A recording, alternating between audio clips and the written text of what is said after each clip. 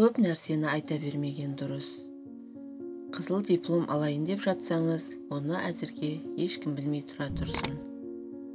Жолдасыңызбен отбасыңызда сондай керемет қарым-қатынас, сыйлықтар алып жатсаңыз да, оны жер әлемнің білуі қажет емес. Оны екеуіңіздің араңызда болса болды, сол ғана жеткілікті. Жаңа қызметке тағайындалып жатсаңыз, немесе басқа қалаға қыдырып бара жатсаңыз, оның барлығын барынша тыныштықта ұстаңыз.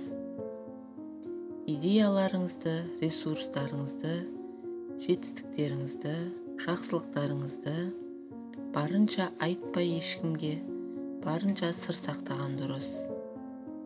Себебі адам баласы қанша жерден жақсы болғанымен, біреудің жақсылығын көрген кезде, немесе естіген кезде, оның ішінде нәпсі деген дүние бар.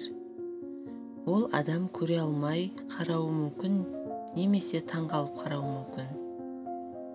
Осы екі нәрседен хадисте айтылады, көз тию деген дүние пайда болады. Көз тиген нәрсе ұзаққа бара бермейді. Сол себепті барынша жасырын ұстаңыз. Орыс халқында керемет мақал бар. Бақыт тыныштықты сүйеді.